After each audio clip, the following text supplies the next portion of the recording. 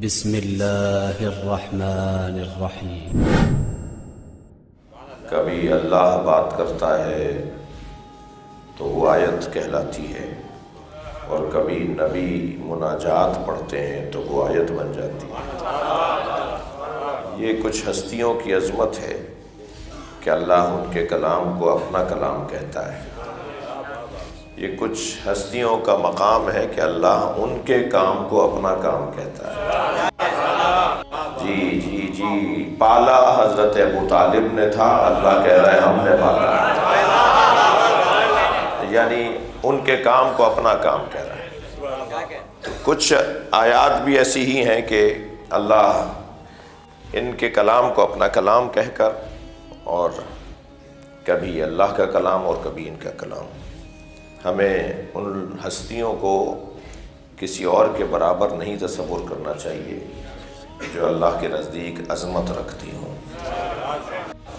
یہاں ایسا ہی لہجہ ہے، وَلَسَوْفَ يُعْطِيكَ رَبُّكَ فَتَرْضَىٰ، بہت جلد تمہارا رب تمہیں راضی کرے گا اپنی ایک عطا کے ذریعے سے۔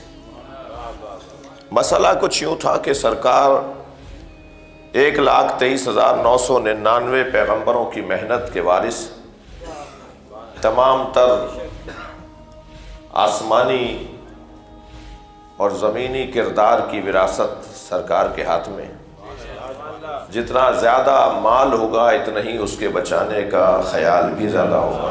اگر کسی کے پاس اتنا سرمایہ ہو تو وہ اس کے تحفظ کے لیے فکر مند رہتا ہے۔ مہنگا گھر بنانا پھر مشکل ہوگا، مگر اس گھر کو چلانا اور سنبھالنا اس سے زیادہ مشکل ہے۔ فیکٹری لگا لینا شاید آسان ہو، ان مزدوروں کو سنبھالنا اس سے زیادہ مشکل ہوگا۔ جتنا سرمایہ بڑھتا چلا جائے، خود آپ کے میرے پاس اگر آپ دادا پردادا سے کچھ میراث چلی آ رہی ہو تو اس کو بچانا ہنر ہے، اس کے لیے انتظام کرنا پڑے گا کہ کیسے یہ بچے گا، کیسے یہ محفوظ رہے گا۔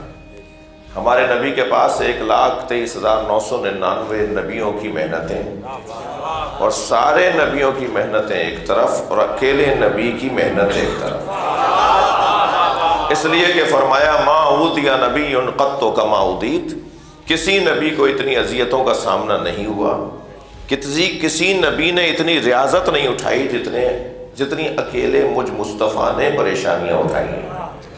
تو سارے نبیوں کی محنتیں ایک طرف اور سرکار کی محنتیں ایک طرف۔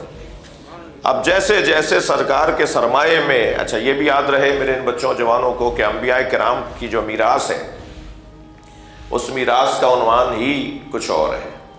یہاں اقدار اور تہذیب، یہاں اخلاق اور علم میراث میں اولویت رکھنے والی میراث ہے۔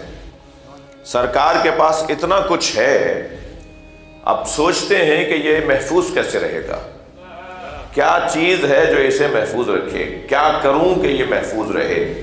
بار بار اس بات کا خیال سرکار کے ذہن مبارک میں آتا ہے، اور اللہ دیکھ رہا ہے کہ میرا نبی کیا سوچ رہا ہے، تو تسلی دی کہ وَلَسَوْفَ يُعْطِيكَ رَبُّكَ فَتَرْضَىٰ، بہت جلد تمہارا رب اپنی ایک عطا کے ذریعے سے تمہیں راضی کرے گا۔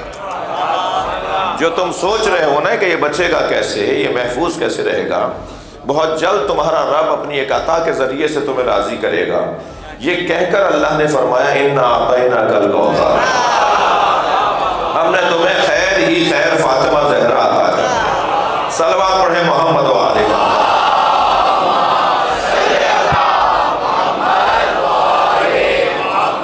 ہم نے تمہیں سیدہ کی صورت میں اپنی عطاؤں سے نوازا ہے، اور یقین رکھو یہ فاطمہ تمام محنتوں کی ضامن ہے۔